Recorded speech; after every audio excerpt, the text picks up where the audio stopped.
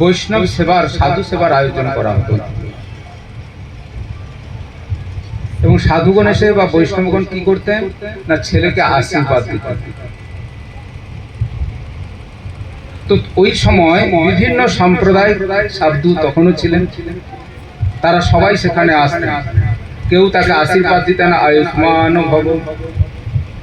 আর ছেলে কৃষ্ণ তার দিকে তাকাতেন, আয়ুষ্মান ভব নয়, আমি অমর।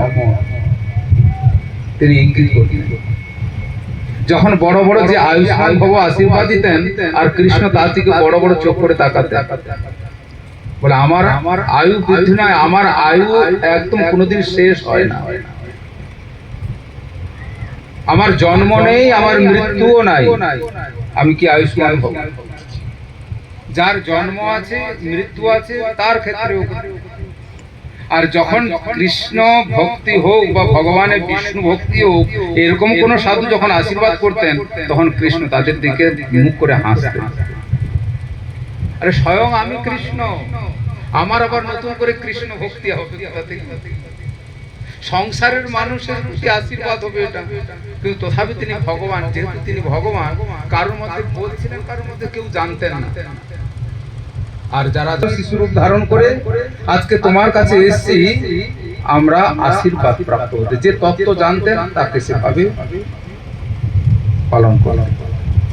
কিন্তু উদ্দেশ্যকে, যেহেতু যশোদা মা এবং নন্দ বাবা, তাদের উদ্দেশ্য ছিল যেতে আমার ছেলের কোন রকম কোনো খারাপ যেন না আসে, সাধুর আশীর্বাদে আমার ছেলের সমস্ত কিছু ভালোভাবে চলে।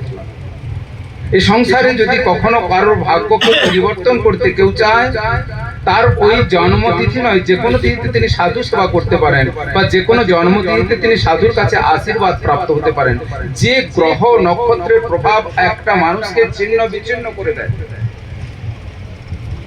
যদি এই মনুষ্য জীবনে কেউ বেশি দুঃখের মধ্যে পড়েন বা বিভিন্ন কষ্টের মধ্যে পড়েন, তার একমাত্র কারণ হচ্ছে তার মধ্যে যে এই গ্রহগুলো প্রত্যেক মানুষের মধ্যে প্রভাব পড়ে।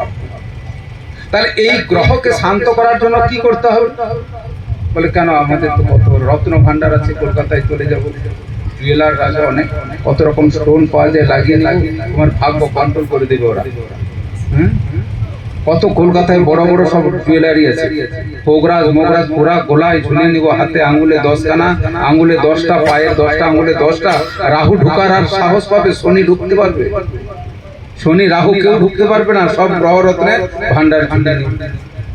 তখন বলছে এত গ্রহরত্ন অনেকে ঝুলিয়ে ফেলেছে, তথাপি তার কোন রকম কোনো দোষ কাটেনি। লাস্টে বলছে এগুলো কোনো বেকার না, বেকার কোনো কাজের নয়, সব এই 2 লাখ টাকা 4 লাখ টাকা বেকার চলে গেছে।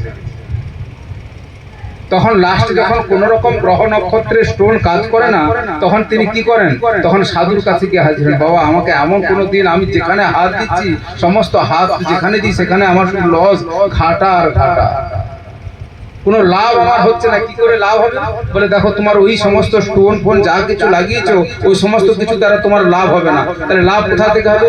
যদ পূজনী নবিধা পিতরসিতাস্য তুষ্টান্তিরিষি ভূত সালোকপালা সর্বে গ্রহাস্তরণি সোম পূজাদি মুখা গোবিন্দমাদি পুরুষং তমহং ভজামি। ব্রহ্মা তিনি স্তব করছেন কৃষ্ণকে, হে কৃষ্ণ, হে গোবিন্দ, যারা শত শত পূজা করেন তাদের ভাগ্যকে পরিবর্তন করতে পারে না। যদ পূজনেন বিবুধা পিতরসিতাস্য, যে পিতৃপুরুষগণের পূজা করেও কেউ তার ভাগ্যকে তৈরি করতে পারে না। তুষ্টা ঋষি ভূত সালোকপালা, যে সমস্ত লোকপালগুলোকে শান্তি করার জন্য কোনো রাস্তাই খুঁজে পায় না। যে সমস্ত গ্রহ শান্তির পদ্ধতি শাস্ত্রে আছে, যে সমস্ত গ্রহ শান্তি, সমস্ত আজকের এখানে 9টা গ্রহের পূজা হবে, 9টা গ্রহের পূজা শান্ত হবে। কেউ বলে তোমার শনির দশা হয়েছে, তুমি শনির পূজা করো, রাহুর দশা হয়েছে, রাহুর পূজা করো। আচ্ছা, শনির দশা যদি কারোর মধ্যে ধরে, রাহুর দশা যদি ধরে, এবার শনির পূজা করলে কি দশা ছাড়বে না দশা আরো বেশি ধরবে? যারা যাদের গ্রহরাজ্যে গ্রহ যার মধ্যে প্রভাব ফেলেছে, আরে গ্রহ তো তোমার মধ্যে এসে পড়েছে বলে তো তোমাকে তো নষ্ট করছে। ওই জন্য তুমি গ্রহকে শান্তি করার জন্য কি করবে? তুমি গ্রহকে শান্ত করার জন্য তাকে পূজা করলে গ্রহ শান্ত হয়। গ্রহ তোমার উপরে প্রভাব ফেলেছে, এখন গ্রহের থেকে দূরে থাকতে হবে। আচ্ছা, যে লোকটা দুষ্ট, যে আপনাকে প্রতিদিন জ্বালায়, আপনি তাকে পূজা করলে তো তোমার কাছে পূজা করা মানে তো আহ্বান, পূজা মানে তাকে ডাকা, আসো। তো যে তোমার ক্ষতি করে তাকে যদি ডাকো তাহলে সে আরো বেশি ক্ষতি করবে। হ্যাঁ, আর আমরা কি করছি না, ওই গ্রহকে শান্ত করার, গ্রহের প্রভাবে গ্রহকে শান্ত করার জন্য পূজা করছি। আরে গ্রহকে পূজা করলে গ্রহ ছেড়ে যাবে না, গ্রহকে পূজা করার দরকার নেই, তাহলে এমনি পালাবে। আর আমি শনিকে ছাড়ানোর জন্য শনির কাছে যাচ্ছি, আরে শনির কাছে গিয়ে ছাড়ালে শনি বলে আমাকে পূজা করছো, আমি তোমার কাছে ছেড়ে যাবো কেন? আরে যদি কেউ আমাকে আদর যত্ন করে সেখানেই তো আমি থাকবো, তো ছেড়ে যাবো। সর্বে গ্রহাস্তরাণি সোম পূজাতি, এই সমস্ত গ্রহকে পূজা করলে গ্রহ কখনো তোমাকে ছাড়বে না। তাহলে কি করতে হবে না, এই সমস্ত গ্রহের থেকে একটা বড় গ্রহ আছে। এখন যদি পাড়ার যদি দাদা থাকে, ওই দাদারও যদি আবার কেউ দাদা থাকে, তার সঙ্গে যদি আপনার হাত থাকে, তাহলে এই ছোটখাটো মস্তানা তোমার কাছে আসবে না, বলে এ তো দাদার সঙ্গে হাত আছে বাবা, এখানে যাওয়া যায়। তো এই ছোট মোটো যত প্রকার যে নয়টা যে গ্রহ, আর এই 9টা গ্রহ যখন তোমার উপরে প্রভাব পড়ে, এই 9টা গ্রহকে যে কন্ট্রোল করছে তাকে তোমার কাছে যেতে হবে।